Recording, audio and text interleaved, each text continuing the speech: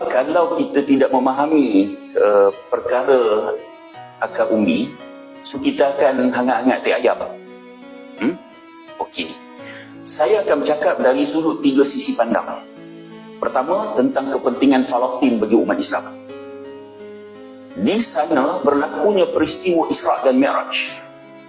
Yang kedua, Rasulullah SAW memerintahkan untuk ziarah Masjidil Aqsa. Kata Nabi, la tushaddu rihal illa thalathati masajid. Masjidil Haram, wa Masjid hadha, wa Masjidil Aqsa. Kata Nabi, tidak disuruh untuk bersungguh-sungguh. Maknanya kalau kita nak pergi buat ibadat, nak pergi cari masjid umpamanya, tak payah bersungguh-sungguh, melainkan 3 masjid je. Masjidil Haram, Masjid Nabi dan Masjidil Aqsa. Masjid di Tarim tu masuk tak? Tak ada kan? Tu nampak orang Melayu duk sungguh sangat pergi Tarim tu, kenapa? Salat masjid di Tarim sama salat dengan masjid di taman tuan-tuan dan puan je. Pahalanya sama. Hanya 3 masjid ni. Okey, yang ketiga, kiblat pertama umat Islam adalah di Masjidil Aqsa. Dalam sebuah hadis, saya baca terjemahan sebab masa kita suntuk. Al-Bara' bin Azib dikata, saya salat bersama Nabi SAW menghadap ke arah Baitul Maqdis selama 16 bulan sehinggalah turun ayat dalam surah Al-Baqarah ayat 144. 16 bulan, satu tempoh yang lama umat Islam menghadap ke Masjidul Aqsa. Yang keempat, besarnya pahala salat di Masjidil Aqsa. Hadis pada Abu Dhar, dia kata kami sedang mengingati antara satu sama lain dan Rasulullah SAW berada di sisi kami, berkaitan yang mana lebih afdal antara Masjid Rasulullah dan juga Masjid Baitul Maqdis. Maka Rasulullah bersabda, salat di masjidku ini lebih afdal daripada 4 kali salat di Baitul Maqdis. Alangkah nikmatnya bagi orang yang salat, sesungguhnya akan tiba satu masa seseorang itu memiliki tanah seukuran tali kuda sehingga dia mampu melihat Baitul Maqdis. Hal ini adalah lebih baik baginya daripada dunia keseluruhannya, atau lebih baik daripada dunia dan seisinya. Hadis Al-Hakim dinilai sahih oleh Al-Zahabi. Kata Nabi, salat di Masjid Nabawi lebih banyak pahalanya daripada Masjid Aqsa. Cuma dalam hadis ni ada satu yang sangat menarik. Sebab para ulama hadis menyatakan ini tanda nubuwah Nabi, kenabian.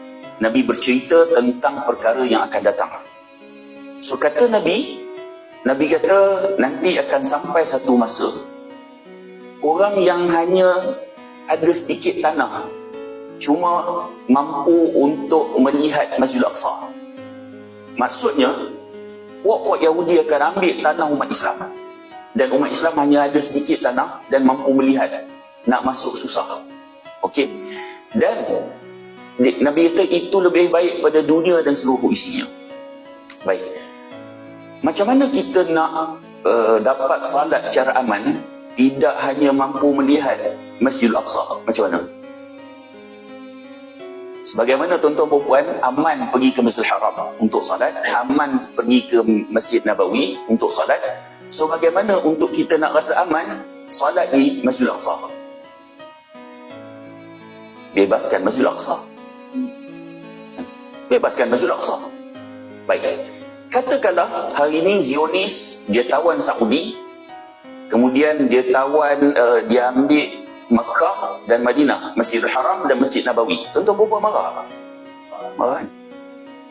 Baik. Masjidil Aqsa telah ditawan puluhan tahun yang lalu. Kenapa baru marah? Bila last umat Islam marah? 2021, masa Israel serang. So kemarahan tu bermusim.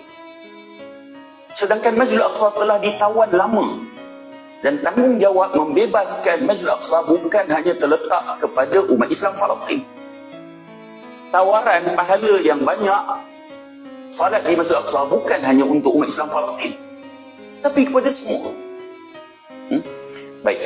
Kemudian sisi pandang yang kedua, Allah berfirman dalam surah Al-Isra ayat pertama, Subhanalladzi asra bi'abdihi lailan minal masjidil haram ila al-masjidil aqsa alladzi barakna hawlahu linuriyahu min ayatina innahu was-sami'ul basir. Maha suci Tuhan yang telah menjalankan hamba-Nya pada sebahagian malam daripada Masjidil Haram ke Masjidil Aqsa. Daripada Masjidil Haram ke Masjidil Aqsa nama dia Isra.